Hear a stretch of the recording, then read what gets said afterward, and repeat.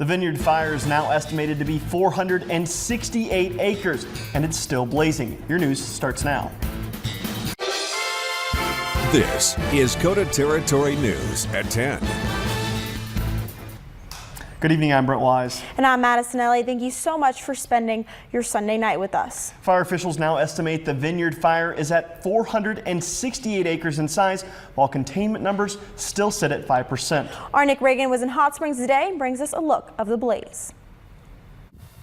Hey, Brent and Madison, this is one of those evacuation zones where firefighters have been working hard to make sure they haven't lost a single structure yet. Now, this area is still very dangerous. Everywhere you walk, you can see that there are still hot pockets all over the place. A fast-moving grass fire is burning near Hot Springs, scorching the ground, threatening homes, and forcing evacuations. I'm extremely worried that my house won't be there when I get back right now, looking at what's happening. The blaze started Saturday, burning through the night and into the next day. I saw the first flames come over the edge of the hill. I went immediately down to the garage, got the Explorer, come up and started loading. It wasn't 5 minutes after that, we were told we had 10 minutes to get out. It's really scary. Crews from all over the area are not just fighting the flames, but the terrain as well. Right now we're dealing with extreme terrain, really rough topography. Some of it's virtually inaccessible. And we've got a red flag warning in effect today from noon to 9 p.m. So we've got low relative humidity as well as strong gusty south winds. Meanwhile, the Red Cross is gearing up for an extended stay. You know, we'll be able to just continue to add people into the Mueller Center, and if it outgrows that, we'll move to another shelter location as well. So right now we have enough supplies for about 200 people, and so we'll just continue to add on that. We have lots of supplies in the area. And remember how we've been talking about how much rain we've been getting this year? Well, it's allowed the grass to grow super tall, and then we get a couple of hot days like this, dries it out, and takes this green grass and turns it into this. In Hot Springs, I'm Nick Reagan. And officials asked to stay away from Fall River Road leading into Hot Springs. There is a no travel advisory still in place. However, all evacuations in the area have been lifted. Now this includes 3rd, 4th, 5th and 6th Streets from the VA Hospital to Jensen Highway, the Eagle Valley Subdivision, Galveston Circle, Galveston Avenue, and Galveston Heights Street east of Highway 18, as well as Valley View Drive and Eagle Court. And it was a scary day earlier today for homeowners in the area, but there are things you can do to protect your home in the future. Homeownership and the fire-wise planning about reducing fuels around the home well in advance of a wildfire, and I'm talking years in advance of a wildfire, and making sure the fine fuels and things like wood shake shingles and wooden decks, things like that, have been replaced with more modern fire-resistant materials. That's the best way long-term that you're going to make your home more resistant to the effects of a wildfire.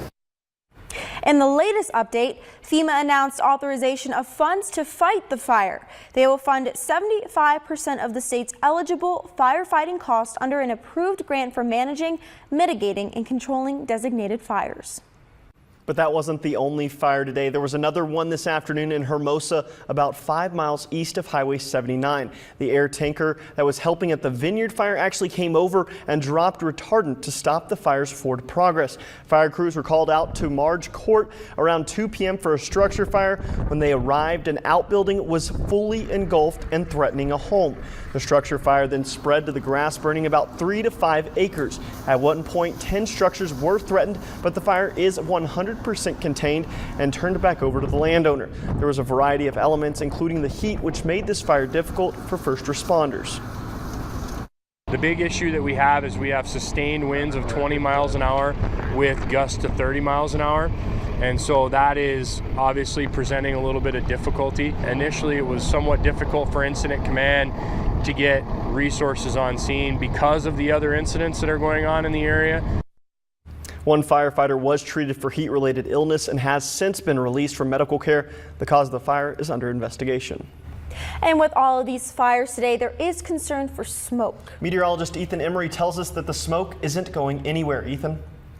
Yeah, that's right. The smoke moved in this afternoon with those south winds. As gusty as they were, they brought in some smoke in Rapid City. You can take a little of this time lapse.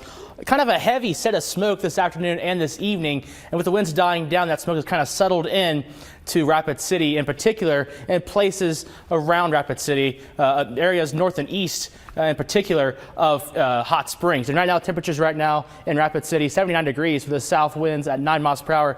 Humidity is going up, so that's a good news, as well as those winds dying down. So any fires this evening will be able to kind of slow down. And you can see this photo right here, Smoky Sun in the Whitewood Valley, sent in by JKK. This was kind of what you're going to be seeing tomorrow morning as that sun does rise with that smoky haze along the horizon, as we do see some more smoke in store for tomorrow. And here is your forecast for tomorrow. Highs a little bit cooler than it was today, with those highs only 85 degrees. I'll tell you how much cooler we'll get this coming week in the forecast. Thanks, Ethan. Well, we can't get away from them. Yet another fire reported here in the hills. The Belfouche Fire Department chief says trash bales at the landfill caught fire this afternoon around 2. The Nisland and Spearfish Fire Departments came out to assist the crews. The fire broke out in a loose fill area, and investigators say the fire was most likely caused by heat of the sun, and they're still mopping up several hot spots. South Dakota authorities say the number of people killed in crashes during this year's Sturgis Motorcycle Rally was down from last year. The Department of Public Safety's final tally of fatal crashes as of this morning was 4. Now that compares with 8 killed in crashes at last year's rally. The number of non-fatal accidents also was down this year. Authorities report 56 injury accidents at this year's rally, down from 69 last year, and 50 non-injury accidents this year compared with 55 the previous year. The total number of DUIs for this year's rally sits at 149, which is also down from the previous year. However, felony drug arrests were up. There were 77 this year compared to 46 last year. Well, it's the last official day of the rally. I guess you could say the rally's officially over. It's nighttime at this point. Many people are happy, like myself, that the hustle and bustle is over. And as people leave, Sturgis cleans up. From the big structures being taken down to each individual vendor, everything must go. Like Bikers Pride out of Florida, who have 5 locations to break down. Management there says after a long week, it's quite the task. Everything has to be packed and put up by location, so the locations stay together. And then we take all the pre-print that have Sturgis on and we put them in the front to sell out through the day while we pack everything else for the next show, and then those go last. Setup and breakdown's the hardest day. And many vendors are already gearing up and planning for next year's rally. And as rally season comes to an end, there's one thing that everyone wants to walk away with, and that's a rally t-shirt. People are still in and out of stores and tents today trying to get their hands on the best t-shirt deal. The president of American Iron Outfitters says his company did well overall this year, but says t-shirt sales have differed because of the increased prices many vendors have had to pay on royalties. He says it only forces vendors to get a little bit more creative to fill a common need.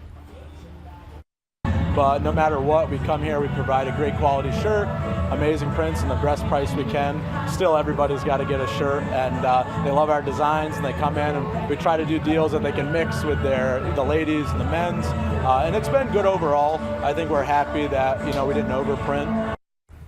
And we talked to a couple of other vendors who say the same thing about raised royalties, but say they will continue to be here for the people who come to the town every year. Maybe you've heard of it, maybe you haven't. There's a superstition where some riders won't even get on their motorcycle if it doesn't have a bell. You heard that right. I was down in Sturgis to see what riders had to say about this.